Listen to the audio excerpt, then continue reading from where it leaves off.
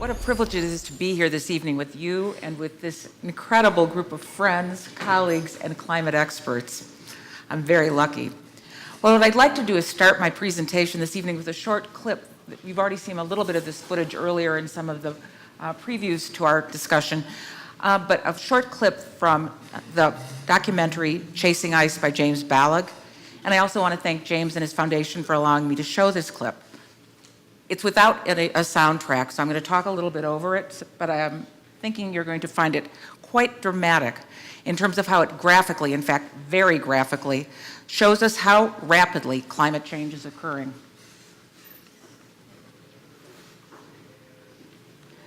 This is a very short clip, but it also, unfortunately, in real time takes place over a very short period as we watch this incredible glacier destroyed.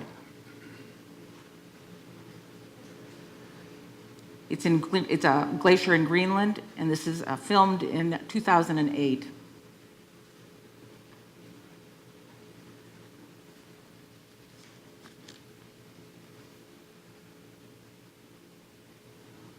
I think it's alarming. It's one thing to hear Don and Tom talk about the impacts of climate change, but it's quite another to see it, real world, real time. And that's why I wanted to show you this amazing video. Look at this, in 75 minutes, look how much it's receded. Look how large it is. The width of 2 Golden Gate bridges. The volume loss, 1.5 cubic miles. And look at this, which frames it in a very political perspective. And this is a political issue.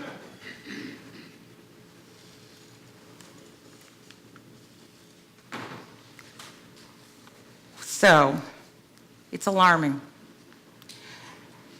And after seeing this, any reasonable and thoughtful and observant person is going to say, and what are we going to do about it? That's where the issue becomes simultaneously both simple and very complex. As simple and as complex as anything this world has ever faced before. But the thing that I think is really important to keep in mind when we look at all of this dramatic footage, we hear the stories that all of our experts have shared with us this evening about the impacts we're currently facing as a world and as a nation. Solutions are everywhere. There are things we can do about this, and we should all try and focus tonight on what those solutions are. Addressing the problems is going to take the concerted action of both government at all levels, internationally, nationally, in the United States, at the state level, the state of Illinois, and the city's level, at the city of Chicago, as we just heard from Karen. And it requires, more importantly perhaps, the concerted action and support of business, non-government organizations, universities, and people like you and me. So Don referenced this just briefly, but public policy in addressing climate change separates the responses to it into 2 categories. Mitigation, which are actions to prevent or reduce climate change through reducing greenhouse gas emissions, and adaptation, which is actions to address and prepare for the impacts of climate change. These can be quite expensive, quite complex, or they can be extremely easy. So here's one of my favorite examples of adaptation to climate change. It's raining a lot. We've heard that extreme weather events are bringing more flooding and more heavy rains, whatever. You put on your boots, take out your raincoat, and put up your umbrella. That's adaptation. And I just want to say, so not everything has to be all that complicated. What's another example of adaptation? It's putting building codes in place that require sturdier infrastructure, bridges that can sustain the impact of extreme weather, or putting in building zoning codes that don't allow people to build in floodplains or where there are tidal surges. Mitigation is tended to be a little more complicated because it's generally more costly. But it's things like putting in corporate average fuel economy standards so that when we go buy our cars, progressively we're buying less and less polluting cars. The administration in 2010 put in place the first greenhouse gas emissions for cars and light-duty trucks and vehicles, and they will actually by 2025 result in 56 miles per gallon gas mileage in your car. Hard to believe, but that will help reduce the impacts of climate change. So what I'd like to do right now is just give you a quick snapshot of many of the efforts, not all of them, underway to tackle this challenge, starting internationally. What an exciting time for us all to come together at this event. Next week, on September 23rd, in New York City, the Secretary General of the United Nations, Ban Ki-moon, is convening all of the world leaders, all of business and civil society at something called Climate Summit 2014. It's meant to galvanize action and ambition, leading to the UN climate talks in Paris in 2015, where the world will come together to see if we can actually get a global treaty to address the next round of climate reductions when the Kyoto Protocol expires in 2020.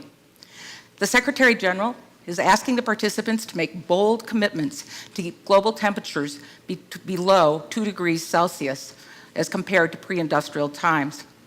There are 8 action areas: agriculture, energy, cities, forests, financing, pollutants, and resilience. And I am proud to say that the United States has already stepped up and taken a bold maneuver when on Tuesday of this week, President Obama announced an initiative to phase out HFCs, hydrofluorocarbons, through voluntary commitments of some of the country's largest chemical firms and retailers, from DuPont to Target to Coca-Cola to Pepsi. This is a huge commitment by the United States because these pollutants are very, very damaging. They're refrigerants. They're in every sort of appliance we probably have in our homes, from refrigerators to air conditioners, and they are 10,000 times more potent in terms of the destruction and climate destruction than carbon. The result of this initiative, this voluntary initiative, and the collaboration of the government with business will be equivalent to taking 15 million cars off the road for a decade. This is an outstanding example how business and government can come together to do the right thing. And by the way, for those of you who want to do something activist, maybe you should be getting your plane tickets and then offsetting your carbon emissions from that plane trip to New York City. This Sunday, there will be the People's Climate March. Over 100,000 people are expected to rally in New York City to protest climate change and try and get action out of our elected officials to do something about it. And we've heard that the UN Secretary General himself will be there linking arms with the people marching.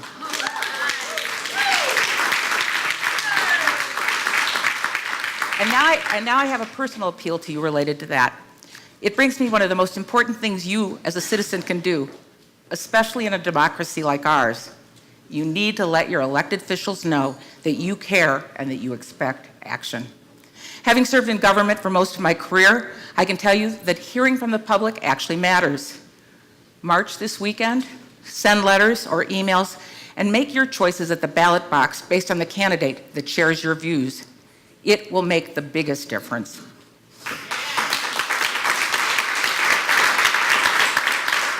One of the disappointing things that to me as a person who's worked in public policy for her entire career is that the United States is not a world leader on this issue.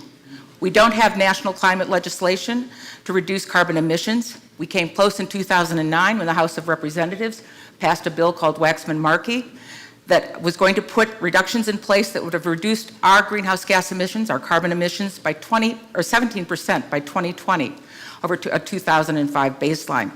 But the US Senate dilly-dallied, played politics, and never acted, and the bill died.